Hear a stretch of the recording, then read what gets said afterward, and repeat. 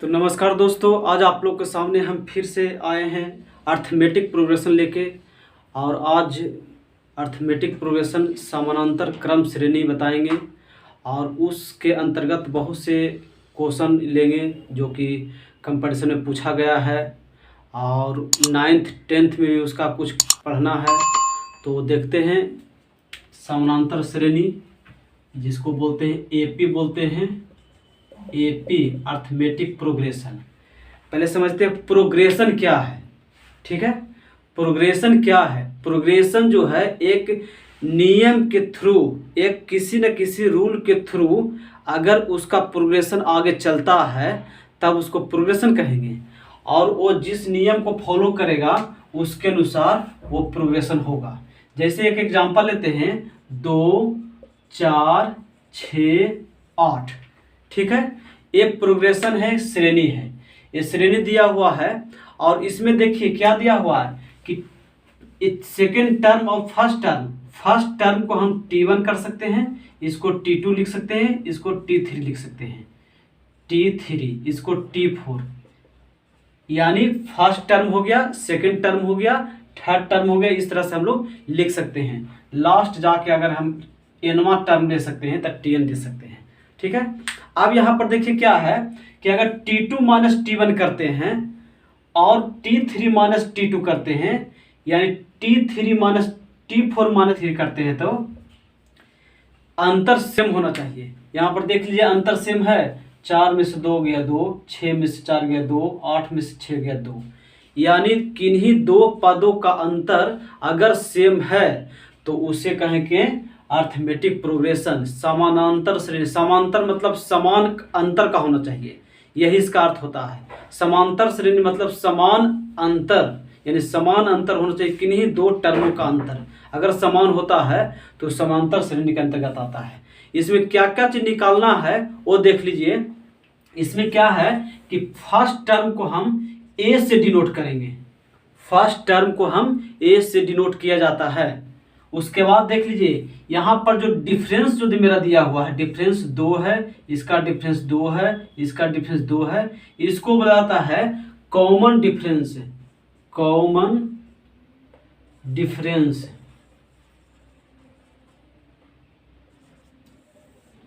सार्व अंतर, इसका हिंदी होता है सार्व अंतर। किन्हीं दो पदों का अंतर सेम होना चाहिए और वो अंतर जो हुआ क्या हो गया, कॉमन डिफरेंस के अंतर्गत आता है, और उसको हम डी से डिनोट करते हैं, कॉमन डिफरेंस को। उसके बाद आता है इसमें एक टर्म क्या कि सबसे लास्ट टर्म कौन सा होगा, यानी अंतिम पद। अंतिम पद को हम कह सकते हैं Tn, यानी नंबर ऑफ nवां टर्म, ये Tn हो गया। और कितना टर्म तक चलेगा, 1 2 3 4 5, अगर n टर्म तक आता है तो यहाँ n से डिनोट कर सकते हैं, जितना टर्म हो, 5वां टर्म, 8वां टर्म। और अंतिम टर्म जो हुआ वो क्या हो गया, Tn हो गया आपका अंतिम टर्म। ठीक है, nवां पद हो गया। अब इसमें देखते हैं कौन कौन से प्रॉब्लम आता है, बस इतना ही, इसमें एपी खत्म हो गया इतना ही से। अब आएगा आपके सामने प्रॉब्लम, तब समझ में आएगा कि क्या होता है जो। तो देख लीजिए पहला प्रॉब्लम आप लोग को हम कोशिश करते हैं बताने के लिए।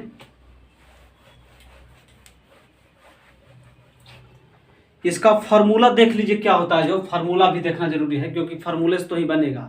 तो इसमें देख लीजिए, अगर पहला टर्म को हम मानते हैं ए, मानते हैं पहला टर्म को मानते हैं कितना, ए, फर्स्ट टर्म ए मानते हैं, और सेकंड टर्म मानते हैं ए प्लस डी मानते हैं, सेकंड टर्म मानते हैं ए प्लस डी, थर्ड टर्म मानते हैं ए प्लस 2d।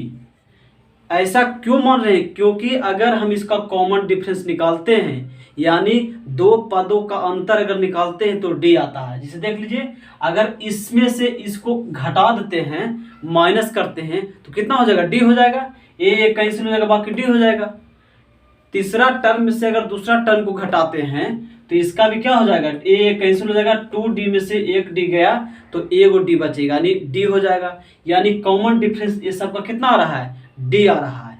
ठीक है, इसीलिए मैं इस तरह का मान रहा हूं। अगर इसके बाद मानते तो a प्लस 3d मान सकते हैं, ये चौथा टर्म हो गया। अब इसमें देखने के लिए क्या मिल रहा है, आपको देखने के लिए मिल रहा है, ध्यान दीजिएगा, देखने के लिए इसमें क्या मिल रहा है, मिल रहा है पहला टर्म तो ए हो गया, दूसरा टर्म हो गया ए प्लस डी, तीसरा हो जाएगा ए प्लस 2d। यहाँ देखने के लिए हमको क्या मिल रहा है कि सेकेंड टर्म जो है मेरा, सेकेंड टर्म कितना ए प्लस डी है सेकेंड टर्म, लेकिन यहाँ सिर्फ यहाँ डी लिखा रहा है। अगर थर्ड टर्म की बात करते हैं तीसरा पद, तो तीसरा पद कितना दिया हुआ ए प्लस 2d, यानी है तीसरा पद, लेकिन यहाँ पर 2d लिख रहे हैं, यानी एक कम करके लिख रहे हैं। बात को समझ जाइएगा, एक कम करके। अगर हम आपको कहेंगे कि चौथा टर्म कितना होगा, तो ए प्लस 3d, लेकिन है चौथा टर्म, यानी एक कम करके बार बार लिख रहे हैं। अगर आपसे हम यही पूछ लेते हैं कि बताइए एनवा टर्म कितना होगा, तो आप बिल्कुल कहिएगा कि यहाँ एनवा टर्म हो जाएगा आपका ए प्लस कितना, एन से एक पहले इंटू डी, ये हो जाएगा एनवा पद, क्या हो जाएगा ना, ये हो जाएगा एनवा पद हो जाएगा। क्यों? क्योंकि एनवा पद जो होगा एन से कुछ एक पहले होगा, यानी एन माइनस 1। क्योंकि अगर हम चौथा टर्म निकालना चाहते हैं तो चौथा टर्म कितना ए प्लस 3d होता है। चौथा टर्म निकाल रहे हैं तो 3 लिख रहे हैं, यानी चौथा पद निकाल रहे हैं तो 3 लिख रहे हैं। यहाँ एनवा टर्म लिखेंगे तो एन माइनस 1 लिखेंगे। अब क्या देख रहे हैं कि ये निकल गया, एनवा पद निकल गया, एनवा नंबर ऑफ एन टर्म, यहाँ इसको डिनोट करते टी एन से, यानी टर्म हो गया कौन सा टर्म, एनवा टर्म हो गया आपका, और एनवा टर्म निकल के आया a plus n minus 1 into d आया। और यही जो है क्या होता है, एनवा टर्म निकालने का फार्मूला होता है, इसी के थ्रू हम लोग एनवा टर्म निकालेंगे। अब एपी का जितने भी प्रॉब्लम है, टोटल प्रॉब्लम इसी से बन जाएगा। कैसे? देखिए, इसमें सबसे पहले वेरिएबल राशि देखिए कौन कौन है, तो वेरिएबल मेरा क्या है, टीएन है, यानी एक बार निकालने कहेगा टीएन का मान निकालिए, कंफर्म कहेगा ना, एक बार कहेगा कि टीएन क्या होगा, किसी भी क्वेश्चन में कहेगा टीएन का मान बताओ क्या होगा, टीएन मतलब एनवा पद निकाल के दिखाओ। अगला क्या कहेगा कि नहीं अब निकालो पहला पद निकालो, यानी फर्स्ट टर्म निकालो, अब कहेगा बस। उसके बाद क्या कहेगा, कहेगा एन का मान निकालो, एन मतलब क्या कि टर्म कितना है, जो 10 टर्म है, 20 टर्म है, 50 है, 100, 200 कितना टर्म है, यानी एन का मान निकालो। और लास्ट में आपको कहेगा क्या कि डी निकालो, यानी कॉमन डिफरेंस निकालो, यानी दो पदों का अंतर क्या हो जो निकालो। बस 1 2 3 4, यानी 4 वेरिएबल सिर्फ यहाँ निकालने के लिए कहेगा, और 4 वेरिएबल मेरा एपी कंप्लीट हो जाएगा। अब उसी में क्या करेगा आपको कि 1 2 3 4 में से 3 दे दिया और एक को निकालने कहेगा, चाहे किसी भी 3 कोई भी 3 दे सकता है, ये तीनों दे देगा, इसका निकालने कहेगा, इसका दे देगा, डी का मान निकालने कहेगा, या फिर 2 का देगा और कंडीशन भी 2 को दे देगा। तो इस तरह से भी हम लोग निकाल सकते हैं। तो आप देखते हैं कि क्वेश्चन क्या है, क्वेश्चन के अनुसार मैं आगे आप लोग कुछ बताऊंगा। एक चीज मैं और बताता हूं, इसमें योगफल भी निकालने के लिए कहता है। योगफल देखिए क्या निकलेगा, योगफल में एस एन, यानी S N sum of nth, यानी एनवा पद, यानी एन पदों का योगफल क्या होगा जो, तो ये होता है formula n/2 into 2a plus n minus 1 into D होता है। ये एनवा टर्म का क्या है, फार्मूला होता है, ठीक है, एनवा टर्म का फार्मूला होता है। अब मैं इस फार्मूला को क्या करता हूं, मैं इस फार्मूला को और थोड़ा सा विस्तार करता हूं।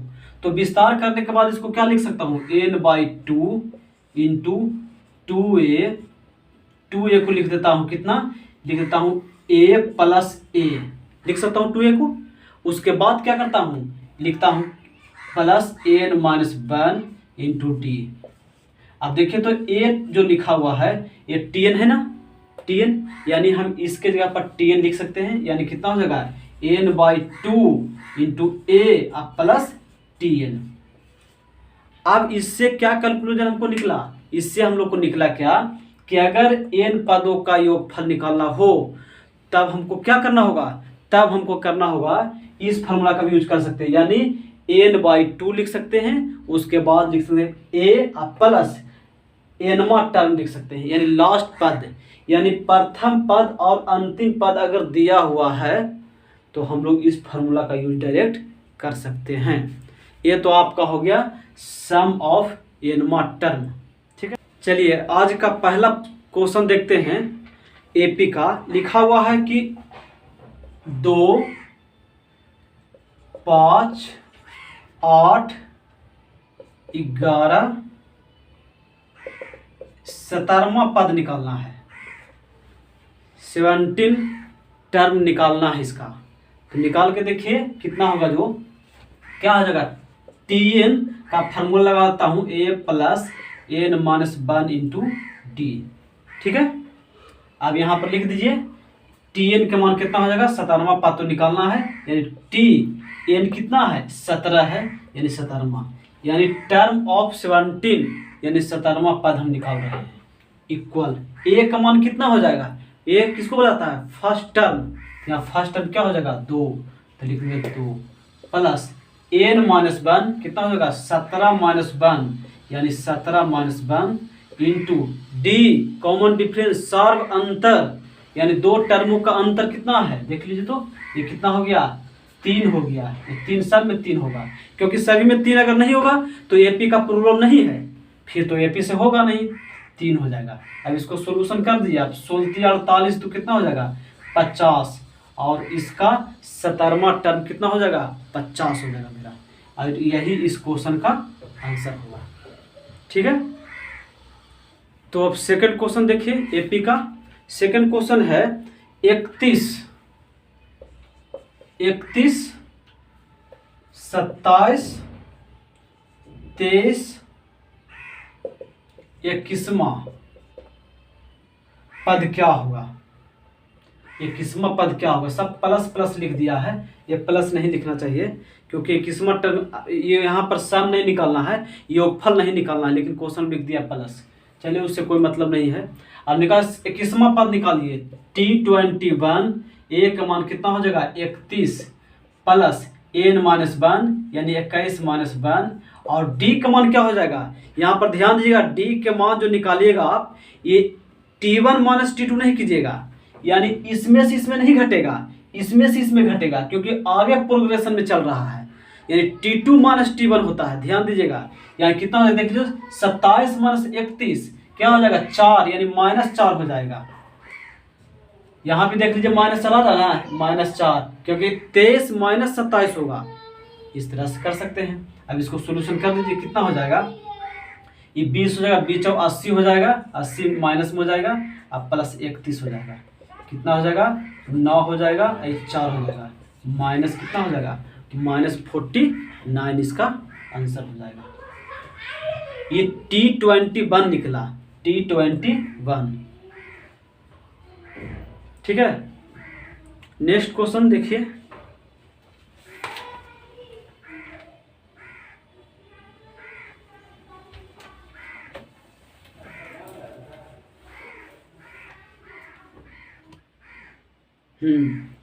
ये क्वेश्चन बहुत ही अच्छा है, ये कंपटीशन में भी पूछता है, और आपका 9th 10th में भी पूछता है, और वोकेशनल कोर्स में भी पूछा जाता है, जो भी वोकेशनल कोर्स कर रहे हैं।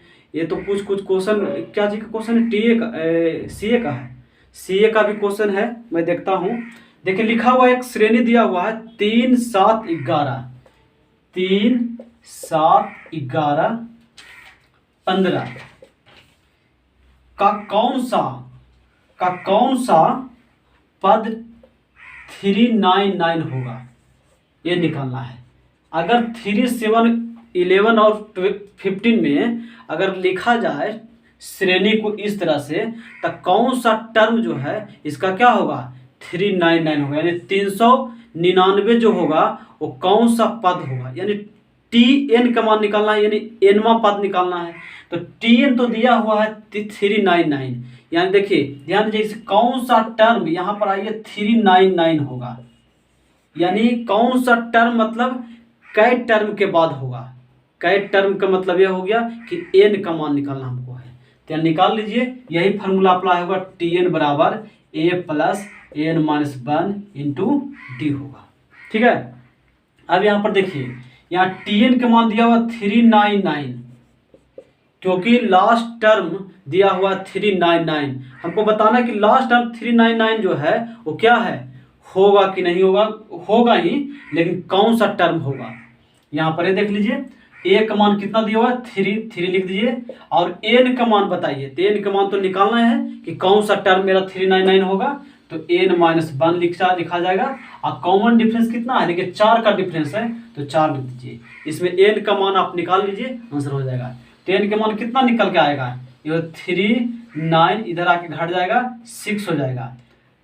n-1 इंटू 4, 4 से काट दीजिए इसको, 9 चौ 36 और 9 चौ 36, यानी एन का मान कितना हो जाएगा, प्लस हो जाएगा, यानी 100, यानी एन के मान 100 हो जाएगा। यानी 100वां पद जो होगा इसका, इस श्रेणी का 100वां पद जो होगा क्या होगा, 399 होगा, यानी 399 होगा। ये हम लोग निकाल सकते हैं, यही इस क्वेश्चन का क्या होगा, आंसर होगा। चलिए क्वेश्चन सीए का देख लीजिए। ये लिखा हुआ है कि is 203 any term of the series, दिया हुआ 1 7 13 19, 1 7 13 19। कहता है कि ये सीरीज जो दिया हुआ है इसमें क्या 203 आ सकता है, 203 इसमें हो सकता है। अगर आगे हम लिखते हैं तो, अगर हो सकता है तो ये बताइए, ये क्वेश्चन है कि 203 हो सकता है, बताइए। तो यहाँ पर देखिए, अगर हम मानते कि यहाँ से लिखते लिखते जाते हैं, कोई ऐसा टर्म होगा जो कि उस टर्म में जाने के बाद लिखना पड़ जाएगा हमको 203, तो यानी कहने का मतलब हमको मेनली रूप से n का मान निकालना है। अगर n का मान निकालते हैं और निकालने के बाद n का मान अगर आ जाता है कुछ, इसका मतलब कुछ के मतलब कंप्लीट नंबर, क्योंकि n के मान तो 1.5 होगा नहीं, n के मतलब पहला पद, दूसरा पद, तीसरा पद, 1.5 पद तो होगा नहीं, 3 पद हो सकता है, 3.5 पद तो होगा नहीं, 3.25 पद होगा नहीं, यानी कंप्लीट नंबर में ही होगा। ये सिर्फ इसमें ध्यान रखना है। तो निकाल लीजिए, tn से निकालिए, हो जाएगा a plus n-1 into T, ठीक है। tn कितना हो जाएगा, 203 हो जाएगा, a का मान 1 हो जाएगा, n के मान तो मालूम नहीं है, और d का मान कितना हो जाएगा, 6 हो जाएगा, ठीक है।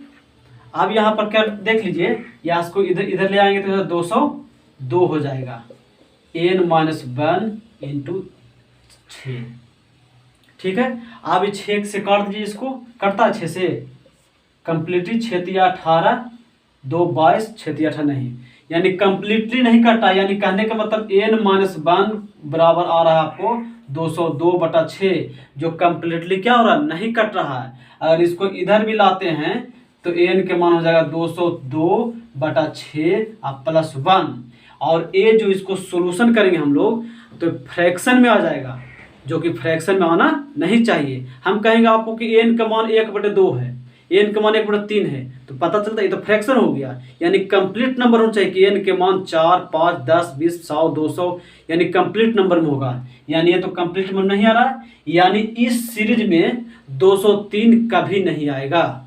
एक कंप्लीट है, 203 कभी नहीं आएगा, और यही इस क्वेश्चन का आंसर होगा क्या, कि इस टर्म में, इस सीरीज में 203 टर्म पॉसिबल नहीं है, यानी नहीं आएगा। देखिए लिखा हुआ है किसी समानांतर श्रेणी का पहला पद 1 दिया हुआ है, यानी a का मान कितना दिया हुआ 1, t1 का मान 1 दिया है, ठीक है।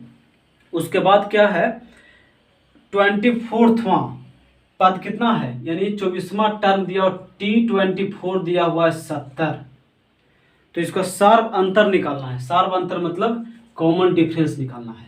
निकाल दीजिए, tn a plus n-1 into T, tn का मान कितना हो जाएगा, 70 हो जाएगा, a प्लस n का मान कितना हो जाएगा, कितना पद, 24वां पद, यानी 24 - 1 इंटू टी, ये हो जाएगा 23 हो जाएगा।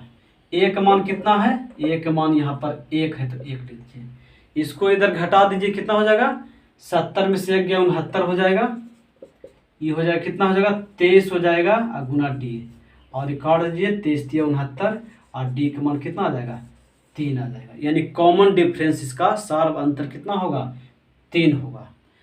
70 24वां पद दिया हुआ है, a का मान दे दिया, और ये डी का मान निकालना है, ठीक है। यहाँ n का मान भी आपको दिया हुआ है 24, इस बात को भी ध्यान रखना है। 3 टर्म दे दिया है, 1 टर्म निकालना था, डी निकल गया। ठीक है, नेक्स्ट क्वेश्चन देखते हैं। लिखा हुआ है कि x प्लस 2 दिया हुआ एक श्रेणी प्रोग्रेशन दिया हुआ है, x प्लस 2, उसके बाद दिया हुआ 3x, एक दिया हुआ 3x दिया हुआ है, और क्या दिया हुआ है 4x प्लस 1 दिया हुआ है, ये दिया हुआ है। ये कह रहा है कि ये क्या है, ये प्रोग्रेशन जो है एपी में है, ये बता दिया कि एपी में है। तो x का वैल्यू निकालना होगा शायद इसमें, x का वैल्यू क्या होगा। ये दिया हुआ term x plus 2, 3x, 4x plus 1 अगर एपी में हो तो x का मान निकालिए। तो निकाल दीजिए, कॉमन डिफरेंस निकाल दीजिए। एपी कब होगा, यहाँ लिखा रहा है कि एपी में है, लेकिन एपी होगा कब, जब कॉमन डिफरेंस सेम होगा। तो कॉमन डिफरेंस सेम कीजिए, T2 माइनस T1 करना होगा। देखिए T2 माइनस T1 यानी 3x माइनस होना चाहिए x प्लस 2, ये होना चाहिए।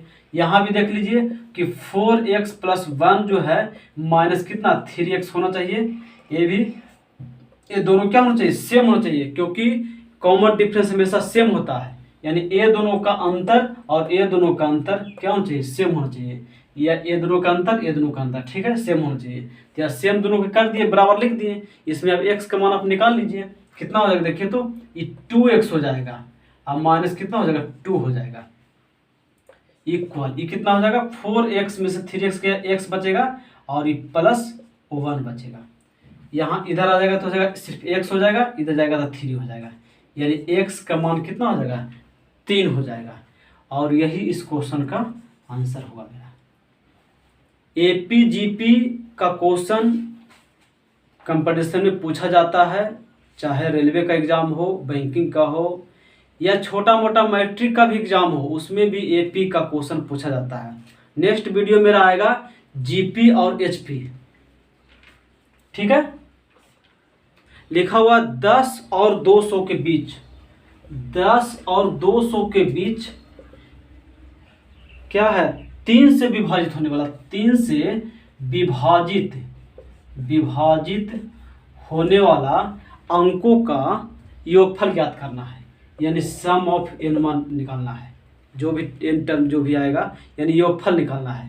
क्वेश्चन है क्या, 10 से लेकर 200 के बीच, 10 से लेकर 200 के बीच में n से 3 से कटने वाली संख्या जो होगा उसका योगफल निकालना है, ठीक है। देख लीजिए यहाँ पर, पहले सीरीज बनाइए, तो 3 से कटना चाहिए, कितना हो जाएगा 3 से कटने वाला, 10 के बाद यानी 12 हो जाएगा, 12 3 से कट रहा है, अगला टर्म कितना हो जाएगा 15 होगा, 3 उसमें ऐड कर दीजिए, तब 3 से कटेगा, क्योंकि 3 का मल्टीपल होना चाहिए। फिर हो जाएगा 18 हो जाएगा, 18 हो जाएगा।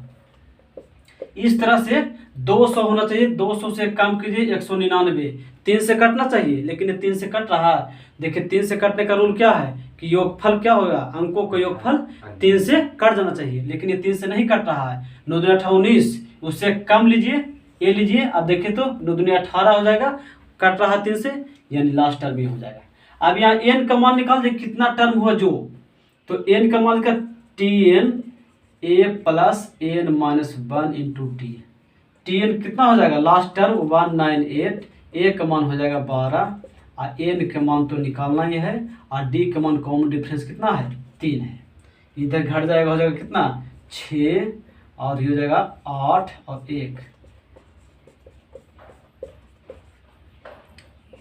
3 से काट गए, 6 तिया 18, 6 और 2 62, यानी n के मान हो जाएगा, इधर जुड़ जाएगा, यानी 63, यानी 63 टर्म इसमें होगा, ठीक है, 63 टर्म। अब निकालना सम ऑफ 63वां पद, यानी 63वां पद जो है टोटल का क्या है सम निकालना, यानी योगफल निकालना है, सभी संख्याओं का योगफल निकालना है। तो यहाँ tn का Sn का फॉर्मूला लगा दीजिए, Sn बराबर n/2 into 2a plus n minus 1 into D. अब क्या हो जाएगा देखिए तो, अब यहाँ पर हो जाएगा n का मान कितना आ गया 63, n का मान 63 आ गया ना, 63 नहीं होगा, 63 होगा तो कटेगा 63/2, 2 इंटू ए का मान कितना होगा 62 प्लस 63 में से 62 गुना डी का मान 3,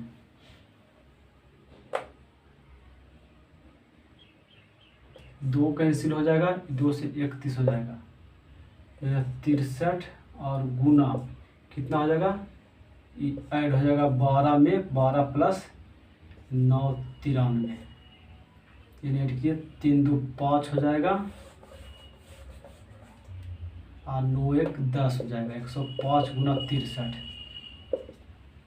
कीजिए 66 15, यही इस क्वेश्चन का क्या होगा आंसर होगा। आप लोग गुना भाग कर सकते हैं अच्छा से। तो हमने क्या किया, सबसे पहले क्या 10 से 200 के बीच में ऐसी संख्या बताइए जो 3 से डिवाइड होना चाहिए। 3 से डिवाइड होने के लिए हमने क्या किया कि 10 के बाद कितना हो जाएगा, 11 नहीं होगा 12 होगा, 12 3 से कट रही है, 12 के बाद कितना कटेगा 15 कटेगा, उसमें 3 ऐड कर दीजिए तो 15 कटेगा, 15 के बाद 18 कटेगा, इस तरह से 198 तक, 198 भी 3 से कट रही है। इस तरह से हम लोग सीरीज निकाल दिए। उसके बाद उसमें हम एन का मान निकाल लिए, एन का मान निकाल लिए। एन का मान निकालने के बाद एसएन से यानी सम ऑफ एनवा पद का हम निकाल दिए। एनवा पद कितना था, एनवा पद आपका था 63, तो 63 निकाल दिए।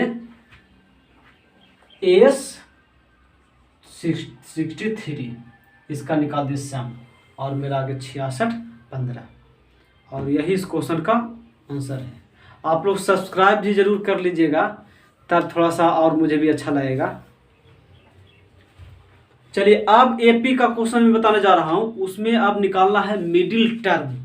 मिडिल टर्म कैसे निकलेगा ध्यान दीजिएगा। अगर लिखा हुआ 2 4 6 इस तरह से लिखा हुआ दिया हुआ है सीरीज, और मान लें कि सीरीज यही दिया हुआ है, मात्र ये दिया हुआ 2 4 6 का सीरीज दिया हुआ है, इसे मिडिल टर्म निकालना है। तो क्या करना होगा हमको, बीच वाला टर्म निकालने के लिए कि 1 2 3 जो दिया हुआ 3 और 1 ऐड कर दीजिए इसमें, और टर्म जितना दिया हुआ 1 2 3 वो टर्म दिया, उसमें 1 और ऐड कर दीजिए, उसके बाद 2 से डिवाइड कर दीजिए, तो कितना हो जाएगा 4/2 यानी 2, यानी मिडिल टर्म हो जाएगा, क्या हो जाएगा दूसरा हो जाएगा, सेकेंड टर्म इसका मिडिल टर्म होगा। हम ये नहीं बता रहे कि मिडिल टर्म जो है वो 2 होगा, नहीं, मिडिल टर्म तो 4 है। मिडिल टर्म तो कुछ भी हो सकता है, ठीक है ना, लेकिन मिडिल टर्म जो है वो क्या है, दूसरा टर्म जो होगा इसका मिडिल टर्म होगा। देखिए पहला टर्म ये हो गया, पहला पद, और दूसरा पद ये हो गया, और दूसरा पद ही इसका क्या है मिडिल टर्म है, यानी बीच वाला पद इसका ए होगा, ठीक है। यानी हम कह सकते हैं कि इसका फार्मूला क्या होता है, इसका फार्मूला होता है n+1/2, कौन, मिडिल टर्म का फार्मूला होता है। मिडिल टर्म अगर निकालना हो तो टोटल पदों की संख्या में 1 ऐड कर दीजिए, और उसके बाद क्या करना है 2 से डिवाइड कर दीजिए, तो मेरा निकल जाएगा मिडिल टर्म निकल जाएगा। जैसे अगर मान लेते हैं कि कोई सीरीज दिया हो 2 4 6 8 10 इस तरह से 25 को दिया हुआ है, 25 दिया हुआ है। अब यहाँ पर क्या कीजिए 25 प्लस कितना 1/2 यानी कितना 26 13 हो जाएगा। Middle term of AP, AP का मिडिल टर्म निकालना है। एक दिया हुआ 5 8 11 65 तक दिया हो, इसका मिडिल टर्म निकालना है। ये क्वेश्चन मिडिल टर्म का भी आता है। देखिए मिडिल टर्म कैसे, पहले एन का मान निकाल दे, कितना है जो एन का मान, तो tn हो जाएगा a plus n-1 into D. tn कितना हो जाएगा 65, a का मान 5 और n का मान निकालना है, और d का मान कितना हो जाएगा 3 हो जाएगा। इसको घटा दीजिए 60 हो जाएगा, n-1 इंटू 3 काट दीजिए 20 हो जाएगा, n का मान कितना हो जाएगा 21 हो जाएगा। अब मिडिल टर्म निकालने के लिए क्या बताए थे, n+1/2, n का मान कितना हो जाएगा 21 प्लस 1/2 यानी 22/2 यानी 11, यानी इसका मिडिल टर्म कितना होगा 11, मिडिल टर्म 11वां टर्म मिडिल होगा। अब मिडिल टर्म निकालना है तो यानी T11 निकालना पड़ेगा आपको।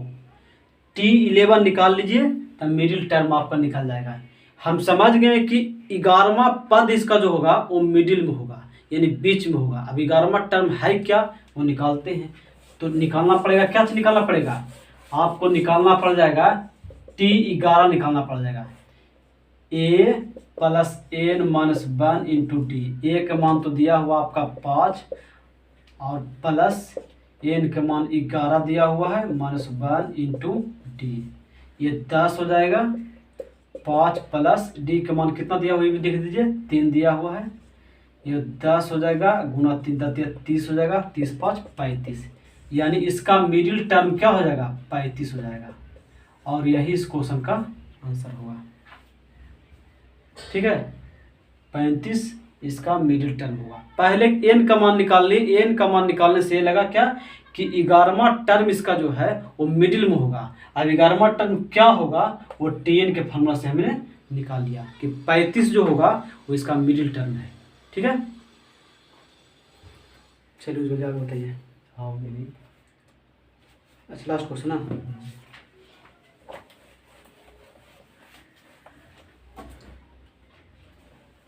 एपी का लास्ट क्वेश्चन आज का देख लीजिए, बहुत ही अच्छा क्वेश्चन है, सीए का क्वेश्चन है। How many terms of the series 5 7 9, 5 7 9 plus में लिखा है ना, must be taken in order that the sum may be 480। करा कि इसका क्या है, सम में भी 480। कौन सा टर्म इसको लें, n का मान कितना लें कि इसका योगफल कितना आ जाए 480 आ जाए, यही क्वेश्चन है। ये सीरीज में दिया हुआ है, एपी का सीरीज दिया हुआ है, इसमें कौन सा ऐसा कितना का योगफल लें कि आ जाएगा 480 आ जाए, यही ना। इसका सम होना चाहिए कितना 480 होना चाहिए। तो जब 480 सम इसका होना चाहिए तो n का मान क्या होगा यही पूछ रहा है इसमें। तो सम कितना होना चाहिए 480। यहाँ पर अब हम क्या करते हैं कि Sn से लेते हैं, Sn n/2, उसके बाद क्या होता है 2a plus n minus 1 into D. या Sn का मान कितना हो जाएगा देखिए तो 480। n का मान तो निकालना ही है, n का मान निकालना है। उसके बाद क्या हो जाएगा 2 इंटू ए का मान कितना है 5 है, प्लस n का मान तो निकालना ही है, और d का मान कितना दिया हुआ है 2 का डिफरेंस 2 हो जाएगा। इसमें आपको n का मान निकाल लीजिए। ध्यान दीजिएगा, मैं बताया था n का मान हमेशा एपी में या सीरीज में, कोई भी सीरीज हो, एपी हो, जीपी हो, एचपी हो, ए का मान कंप्लीट नंबर में ही आता है, यानी पूर्णांक में आता है, पूर्ण अंक में आता है, कंप्लीट नंबर में आता है।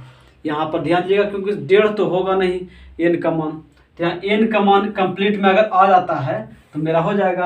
अगर आ जाता है तो इससे साबित ये होता है कि 480 इसका योगफल होगा। अगर नहीं आता n का मान कंप्लीटली में, यानी क्वेश्चन दिया हुआ गलत है, यानी 480 कभी भी इसका योगफल नहीं होगा। चाहे 10 टर्म ले, 50 टर्म ले, कभी भी 480 नहीं होगा। लेकिन यहाँ पर आ जाएगा क्योंकि क्वेश्चन में दिया हुआ 480 होता है। तो निकाल दिए n का मान क्या हो जाएगा, गुना कर दीजिए, इधर कितना हो जाएगा 96 n इंटू ये हो जाएगा 10 ना, 10 प्लस n माइनस 1 इंटू 2, या 2 कॉमन लेके इधर कर सकते हैं, ये 2 कैंसिल हो जाएगा, ये 5 हो जाएगा, और इधर कट कितना हो जाएगा, इधर भी 2 से कर दीजिए तो वही हो जाएगा है ना, 480 हो जाएगा।